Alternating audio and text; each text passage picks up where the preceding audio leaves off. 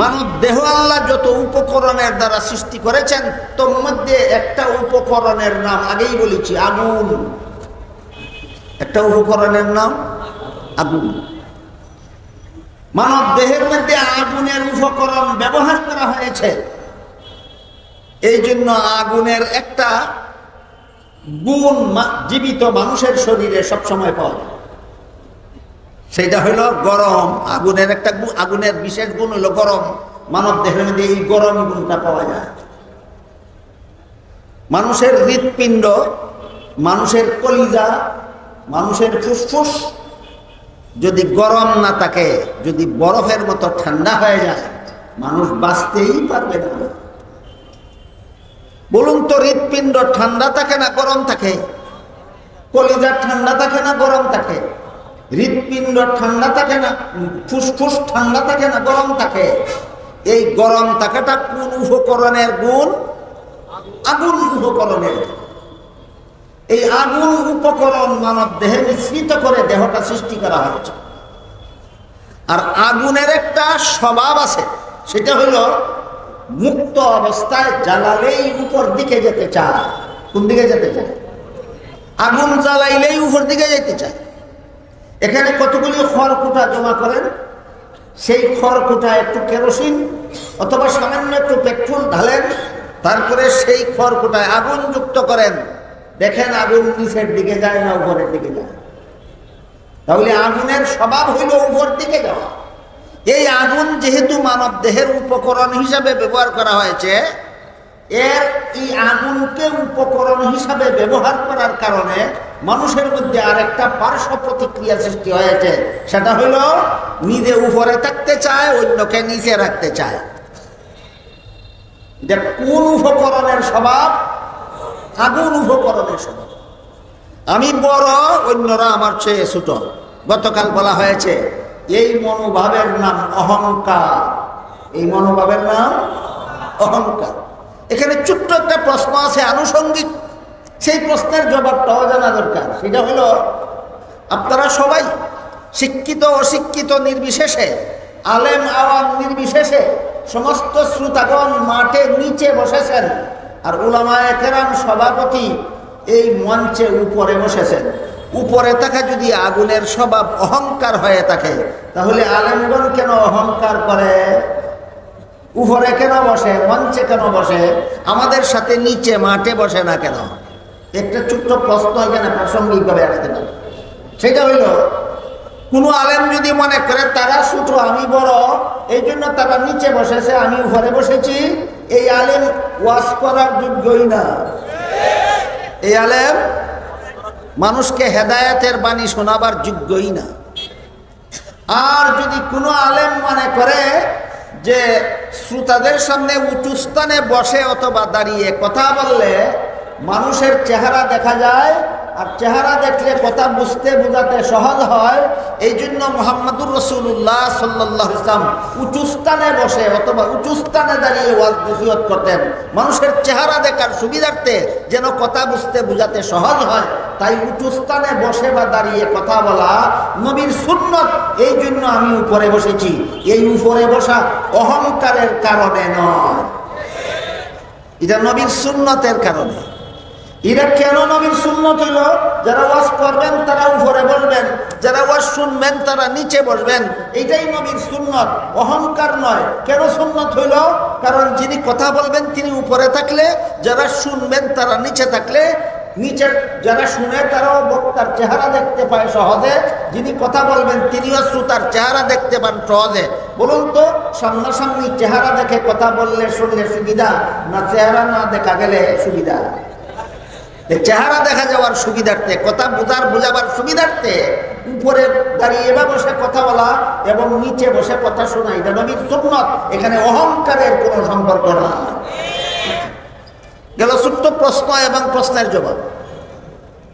আগুনের মধ্যে যেহেতু উপর দিকে যাওয়ার একটা স্বভাব, এই আগুনকে মানব দেহের উপকরণ হিসাবে গ্রহণ করার কারণে মানুষের মধ্যে অহংকারের স্বভাব সৃষ্টি হয়। কিসের স্বভাব সৃষ্টি হয়? অহংকারের স্বভাব। গতকাল বলেছি, আল্লাহর রাসূল হাদিস শরীফে বলেছেন, যার অন্তরে সরিষার বিন্দু পরিমাণ অহংকার থাকবে তাকেও জাহান্নামে যেতেই হবে। সুতরাং আগুনের স্বভাবের পার্শ্ব প্রতিক্রিয়া স্বরূপ আমাদের মধ্যে যে অহংকার সৃষ্টি হয়, সেই অহংকারের কারণে আমাদের জাহান্নামের শাস্তির যোগ্য বানিয়ে দেয়।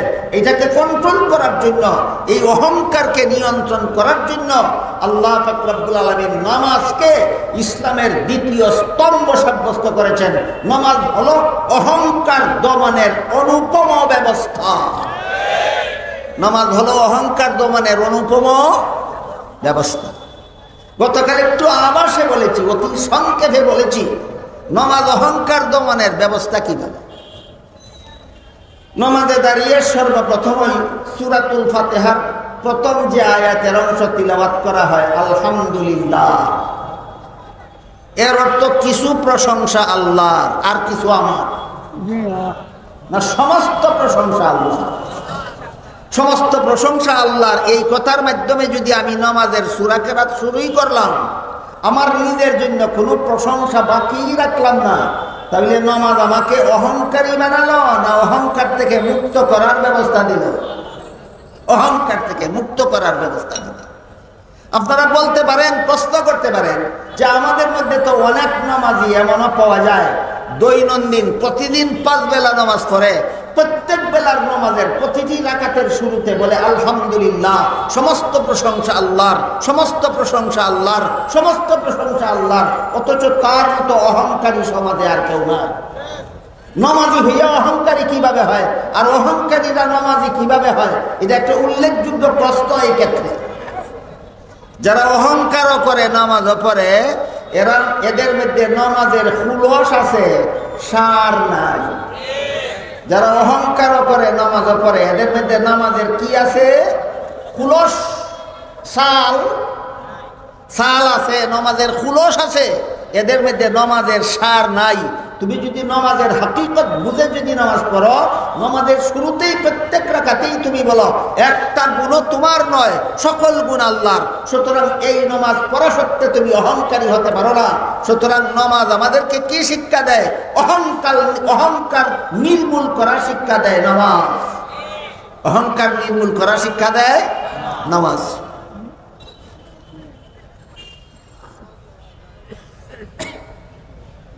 তাহলে আমাদের দেহের আগুন উপকরণের পার্শ্ব প্রতিক্রিয়াকে নিয়ন্ত্রণ করার জন্য আল্লাহ নামাজকে ইসলামের দ্বিতীয় স্তম্ভ সাব্যস্ত করেছেন।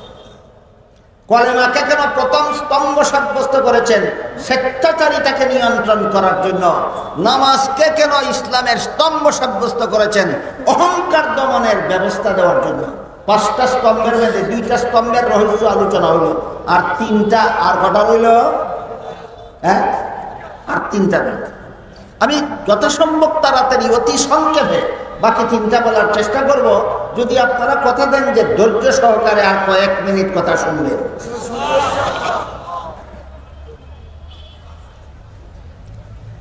ইসলামের তৃতীয় স্তম্ভ হল রমজান মাসের রোজা।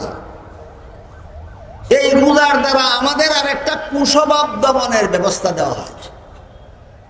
মানব দেহে যত উপকরণ ব্যবহার করা হয়েছে, তার মধ্যে আর একটা উপকরণ হলো পানি। কি? পানি। এই পানির স্বভাব হলো, তৃতীয় উপকরণ হলো বাতাস। এই বাতাসের স্বভাব হলো যেখানেই খালি জায়গা পায় সেখানে গিয়েই ভরপুর হয়ে যায়। আপনি যেখানে বসা আছেন এখান থেকে উঠে সরে যান, আপনি যেখানে বসা ছিলেন এই জায়গাটাতে, এই জায়গাটা বাতাস দখল করে নিবে কিনা? বাতাস দখল করে নিবে কিনা? 10 তলা 20 তলা একটা বিল্ডিং, এই 100 হাত 150 হাত 200 হাত জায়গা দখল করে আছে। বিল্ডিংটা অপারেশন করে নিয়ে গেলে এই 20 তলা বিল্ডিং এর জায়গাটা, খালি জায়গাটা বাতাসে দখল করে নিবে কিনা? তাহলে বাতাসের স্বভাব হইল খালি জায়গা পাইলেই দখল করে, খালি জায়গা পাইলেই দখল করে। এটা বাতাসের স্বভাব। এই স্বভাব সম্পন্ন বাতাসকে আমাদের শরীরের উপকরণ হিসাবে ব্যবহার করার কারণে মানুষের মধ্যে আরেকটা পার্শ্ব প্রতিক্রিয়া সৃষ্টি হয়, সেটাকে আত্মশুদ্ধির পরিভাষায় বলে রিয়া। যারা আমাকে চিনে না তারা আমাকে চিনুক, যারা আমার গুণের কথা জানে না তারা আমার গুণের কথা জানুক। আমার সুখ্যাতি সম্পর্কে যাদের অন্তরটা খালি, আমি চাই তাদের অন্তরটা আমার সুখ্যাতিতে ভরে যাক। এটা বাতাস উপকরণের পার্শ্ব প্রতিক্রিয়া, বাতাস উপকরণের পার্শ্ব প্রতিক্রিয়া। মানুষের কাছে নিজের সুনামের কামনা করা, মানুষের কাছে নিজের সুখ্যাতি কামনা করা, মানুষের কাছে আমার সুনাম প্রচার হোক, এই কামনাটা অত্যন্ত খারাপ। এটাকে আত্মশুদ্ধির পরিভাষায় রিয়া বলা হয়। গতকাল বলেছিলাম 10টা কুস্বভাব মানুষের মনে এমনিতেই জন্ম হয়। এই 10টা কুস্বভাবের মধ্যে একটা কুস্বভাবের নাম রিয়া। এটার মর্ম হলো নিজের সুনাম মানুষের কাছে প্রচার করা।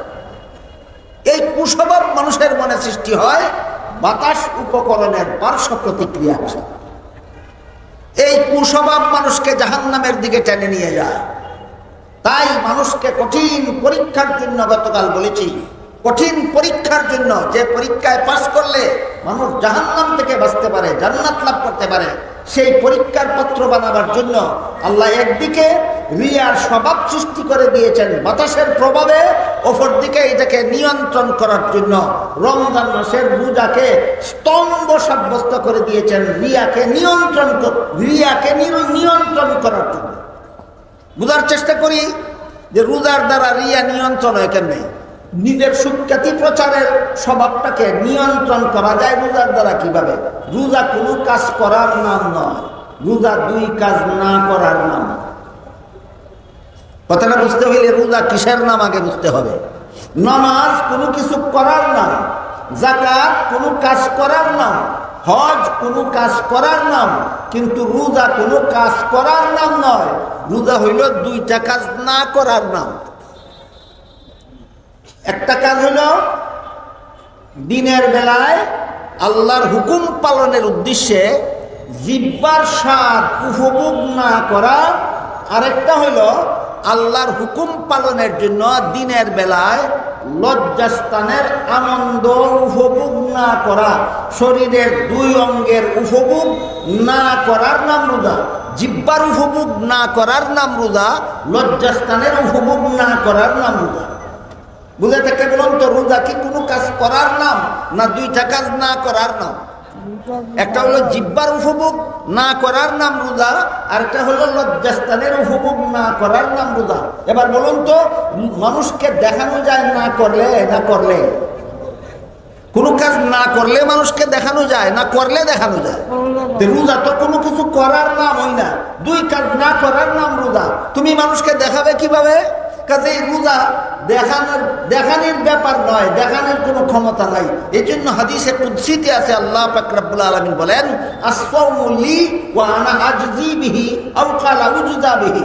রোজা যারা রাখে এটা তো মানুষকে দেখানো যায় না, সুতরাং রোজা যারা রাখে এরা ইখলাসের সাথেই রাখে, এরা লোক দেখানো মনোভাব নিয়ে রোজা রাখে না, একমাত্র আমি আল্লাহর হুকুম পালনের জন্যই রাখে। এই জন্য আল্লাহ বলেন যে রোজা রাখে তার পুরস্কার আমি নিজে দেব, অথবা যারা রোজা রাখে তাদের পুরস্কার আমি আল্লাহ নিজেই।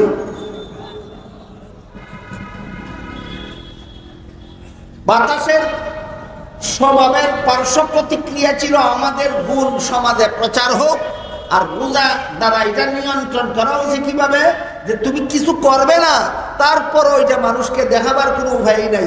এমত অবস্থায় একমাত্র আল্লাহকে খুশি করার জন্য যা মানুষকে দেখানো যায় না তা যদি তুমি করতে পারো, তাহলে বাতাসের উপকরণের কারণে যে পার্শ্ব প্রতিক্রিয়া তোমার মধ্যে এসেছিল, লোক দেখানো মনোভাব, এটাকে একমাত্র রোজার দ্বারা নিয়ন্ত্রণ করা যায়। এই জন্য আল্লাহ রোজাকে, রমজান মাসের রোজাকে ইসলামের 3য় স্তম্ভ সাব্যস্ত করেছে। কলেমাকে কেন স্তম্ভ সাব্যস্ত করলেন? আলোচনা হইল। নামাজকে কেন স্তম্ভ সাব্যস্ত করেছেন? আলোচনা হইল। রোজাকে কেন স্তম্ভ সাব্যস্ত করেছেন? আলোচনা হইল। আলোচনাটা কি খুবই সহজ মনে করেন আপনারা, না কিছুটা কঠিন আছে? কিছুটা কঠিন আছে। এই জন্য বুঝতেও কিছু কষ্ট হবে এবং স্মরণ রাখাও কঠিন হবে।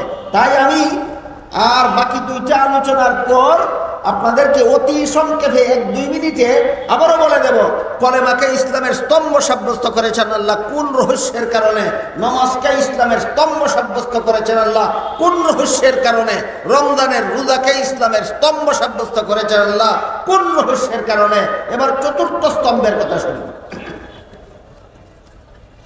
মানুষের দেহ গঠনের মধ্যে আল্লাহ তৃতীয় যে উপকরণ ব্যবহার করেছেন সেটা হলো পানি। কি উপকরণ? পানি। পানির স্বভাব হলো ঢাললেই যত নিচু জায়গা আছে সবগুলি দখল করে। পানি ঢাললে উপর দিকে যায় না নিচ দিকে যায়? তাহলে পানি ঢাললে পরে উপরের জায়গা দখল করে না নিচের জায়গা দখল করে? নিচের জায়গা দখল করে। এই স্বভাব যে পানির মধ্যে, তাই পানির উপকরণ মানব দেহে ব্যবহার করার কারণে মানুষের মধ্যে একটা পার্শ্ব প্রতিক্রিয়া সৃষ্টি হয়েছে। সেটা হইল শক্তের ভক্ত নরমের গরম। মানুষের একটা কুস্বভাব আছে, শক্তের ভক্ত নরমের গরম। যত দুর্বল আছে এদের উপর আধিপত্য বিস্তার করা, দুর্বলদের উপর আধিপত্য বিস্তার করা যারা করে, এদের অহংকারের গাছে ফসল ধরেছে। গতকালের কথা স্মরণ করো। দুর্বলদের উপর যারা অন্যায়ভাবে আধিপত্য বিস্তার করে, এদের অহংকারের গাছে ফসল ধরেছে। মারাত্মক রকমের কুস্বভাব, এই কুস্বভাব মানুষকে জাহান্নামের পথে টেনে নিয়ে যায়। পানির প্রতিক্রিয়া, পানির স্বভাবের প্রতিক্রিয়া স্বরূপ মানুষের মধ্যে যে দুর্বলের উপর অন্যায়ভাবে আধিপত্য প্রতিষ্ঠার কুস্বভাবের মতো একটা স্বভাব সৃষ্টি হয়েছে, এটাকে নিয়ন্ত্রণ করার জন্য আল্লাহ পাক রব্বুল আলামিন হজকে ইসলামের স্তম্ভ সাব্যস্ত করেছে। হজের দ্বারা দুর্বলের উপর নিজের আধিপত্য বিস্তারের স্বভাব নিয়ন্ত্রণ কিভাবে হয়? হজের মধ্যে উঁচু নিচু নাই, বাদশা ফকির নাই, ছোট বড় নাই, সবাই এক রং, সবাই এক লেবাস, সবাই এক পোশাক, সবার একই কাজ। বুঝে থাকলে বলুন তো, হজের মধ্যে বড় লোকের পোশাক একরকম, ছোট লোকের পোশাক একরকম না? সবার সমান। এই যে বৈষম্য সৃষ্টি হয় পানির কুস্বভাবের কারণে, এই বৈষম্যকে নিয়ন্ত্রণ করে সমাজের সাম্য প্রতিষ্ঠা করার মতো বিষয় হইল হজ। এই জন্য হজকে আল্লাহ এই সাম্য প্রতিষ্ঠার প্রতীক হিসাবে ইসলামের চতুর্থ স্তম্ভ সাব্যস্ত করেছে। হজের দ্বারা বৈষম্য সৃষ্টি হয় না সাম্য প্রতিষ্ঠা হয়? হজের দ্বারা বৈষম্য নির্মূল হয়ে যায়, হজের দ্বারা সাম্য প্রতিষ্ঠা হয়।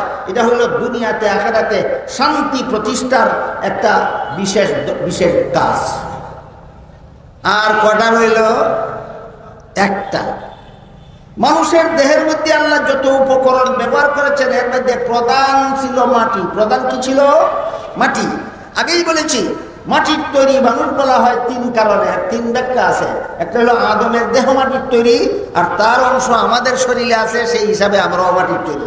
আর একটা হলো মা বাবার শরীরের 2 বিন্দু পানি মায়ের গর্ভতলিতে গেলে ফিরিস্তা আর 1 বিন্দু মাটি মিশাইয়া এটার দ্বারা সন্তানের দেহ বানায়। এই হিসাবেও আমরা মাটির তৈরি।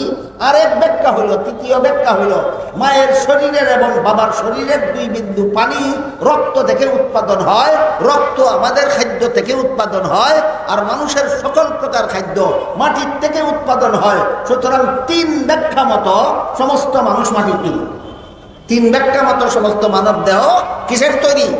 মাটির তৈরি। এখানে সামান্য একটু আনুষঙ্গিক আলোচনা, সেই আলোচনা আমার আজকের আলোচ্য বিষয়ের বহির্ভূত, কিন্তু আমাদের সমাজে এটা নিয়েও কিছু ভুল বুঝাবুঝি আছে। একদল ভুল বুঝানোওয়ালায় বুঝায়, আর একদল সরল মানুষে ভুল বুঝে। সেই ভুল বুঝাবুঝিটা কি? কিছু অতিভক্তি, নবীর প্রতি কিছু লোকে অতিভক্তি দেখাইয়া বলে নবী মাটির তৈরি নয়। নবীর প্রতি অতিভক্তি দেখাইয়া কিছু লোকে কি বলে? নবী মাটির তৈরি নয়, নবী নূরের তৈরি। সাধারণ মানুষ মনে করে এই তো ভালো কথাই বলছে, মাটির তৈরি হইলে তো মান কম, মর্যাদা কম, নূরের তৈরি হইলে তো মর্যাদা বেশি। এইটাই সাধারণ মানুষে বোঝে। এইরকমই যারা বুঝেন, আমি তাদেরকে জিজ্ঞাসা করি, আপনারা বলুন তো, আদম কি নূরের তৈরি না মাটির তৈরি? আর ফিরিস্তা মাটির তৈরি না নূরের তৈরি? আপনাকে যে বুঝানেওয়ালায় বুঝাইল, আর সরলতার কারণে আপনিও যে বুঝলেন যে মাটির তৈরি হইলে দাম কম, নূরের তৈরি হইলে মর্যাদা বেশি। তাইলে আগে গুড়ার থেকে কথা সিদ্ধান্ত করুন, নূরের তৈরি ফিরিস্তার মর্যাদা শ্রেষ্ঠ না মাটির তৈরি আদমের মর্যাদা শ্রেষ্ঠ? তাহলে পরিষ্কার হয়ে গেল, আল্লাহর দৃষ্টিতে নূরের তৈরি শ্রেষ্ঠ মর্যাদার অধিকারী নয়, মাটির তৈরি শ্রেষ্ঠ মর্যাদার অধিকারী। নূরের তৈরি সমস্ত ফিরিস্তাদের দ্বারা আল্লাহ মাটির তৈরি আদমকে সেজদা করাইছেন। আজকে নতুন শুনলেন ঘটনা, না সারা জীবনই শুনতেছেন? নূরের তৈরি সমস্ত ফিরিস্তাদের দ্বারা আল্লাহ মাটির তৈরি আদমকে সেজদা করে প্রমাণ করেছেন, আমি আল্লাহর দৃষ্টিতে নূরের তৈরি শ্রেষ্ঠ মর্যাদার অধিকারী নয়, মাটির তৈরি শ্রেষ্ঠ মর্যাদার অধিকারী। নারায়ে তাকবীর, নারায়ে তাকবীর, দিন ইসলাম, দিন ইসলাম, আহলে সুন্নাত ওয়াল জামাত, আহলে সুন্নাত ওয়াল জামাত, নারায়ে তাকবীর।